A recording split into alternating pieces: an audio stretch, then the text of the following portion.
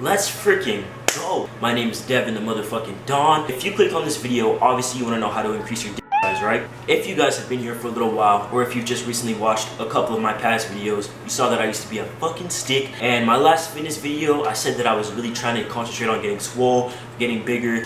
I would say I've gotten pretty successful at it. Devin, you just look regular. Like, why do you think you can tell me how to get big? Considering I can rep out 140 on bench. Stop. And considering I can now deadlift 315 for reps. Thank you very much. Thank you. And also, considering the fact that I have some bicep veins, you know, not right now because I'm not pumped up, I'm kind of cold right now. So there are 4 main ways to increase your strength, and therefore probably you're going to increase your muscle mass, because if you're stronger, most likely you're going to have more muscle mass. I'm not a scientist. I don't know the science behind it. I'm not a scientist. I'm going to break down the 4 main ways, in my opinion, that I've been using over the past 6 months to fucking skyrocket my game. Number 1. Numero uno, okay? The most important thing is eat correctly. What do I mean by optimizing your nutrition? Do I mean eat a salad every 2 hours to increase your metabolism and get your leafy greens in? No, that's not what the fuck I mean. So, for instance, for myself, okay?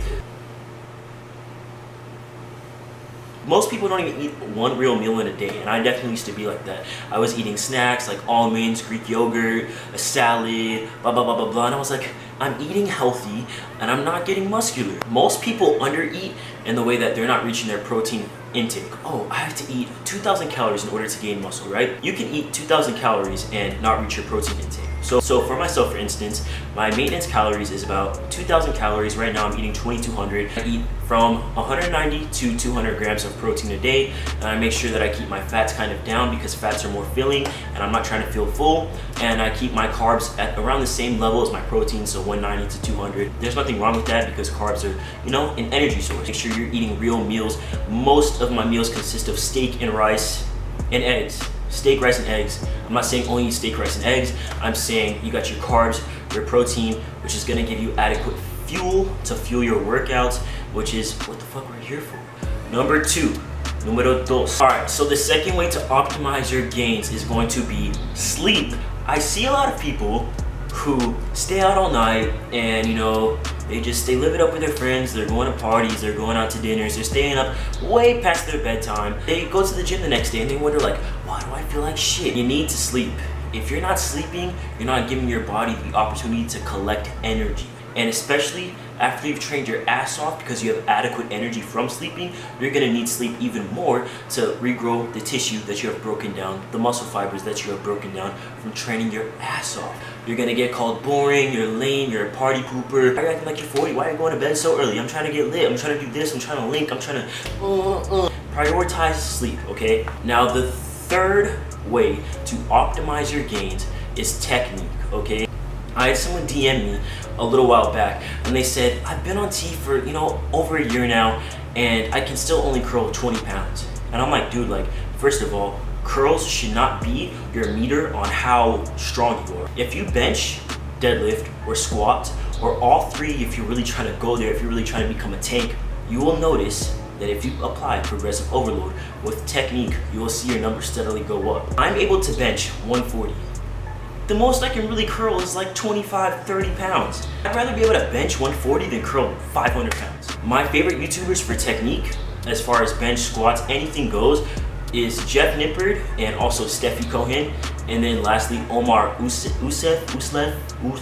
There's a direct correlation between having very pristine technique and your numbers going up. So when I first started benching, I was benching completely wrong. I wasn't using leg drive and arch or anything of the sort that's proper for benching. And then when I learned how to use leg drive, use my arch, hand position, all of that, my bench went from shitty to, okay, now we get it somewhere. Definitely do your research on technique and don't expect your numbers to go up if you're just treating your body like shit and if you're not using proper technique. Start off with proper technique and don't obsess over the numbers. Proper technique leads directly into my next point. Progressive overload. So once you've got your technique down, your lifts are looking pretty pristine, everything's looking pretty nice, you're gonna wanna apply progressive overload. So for example, last week I think I perfected my 135 bench, so I added 2.5 plates to the end of the bench. That makes it 140. So from an outsider looking in, They're like, why the fuck did this kid just put 2.5 plates on the bench? Guess what? That's an extra 5 pounds. Next week, I'll put on 2 5-pound plates. And then that'll be what? 150. 150. I'm not done. Okay, you can lift 20 pounds. Is it challenging? No. If you're not challenging your muscle fibers, you're not breaking down any of the muscle fibers that will need regrowing.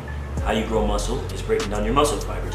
So you're really gonna wanna apply progressive overload. Should the weight be impossible to move? No. Should it be easy as pie to move? No. You wanna train, bro. You're not working out, you're training. Never will you hear me call a training session a workout session. No, I'm training, bro. I might as well be training the Navy SEALs the way I train, okay? So make sure that you're actually challenging yourself. That's super important. I feel like that's an underrated aspect of weightlifting, of powerlifting, of anything. So make sure you're challenging yourself. Stop thinking that you're gonna train for 6 months and see the results that I've seen in 2 years, that anybody has seen in 2 years. It takes more time, it takes more effort, it takes more discipline than that, okay? Stop cutting yourself short. If you train for 4 months and stop training for 4 months, guess what? Probably your gains are not going to be sustained. And most of the people that you follow on Instagram that are bodybuilders, that are strong as hell, besides the fact that they probably do steroids, they've also been training for a long ass time. The least important way, however, still helpful to gain mass, strongness, and strength is supplements. Creatine does not replace hard work. Pre-workout does not replace sleep. Protein powder does not replace eating a steak, okay? These are called supplements for a reason. If you only had a substitute teacher every day, you would not learn the curriculum the same way as having an actual teacher. You're purchasing mass gainer from GNC, you're filling your body up with bullshit. That was the video, you guys.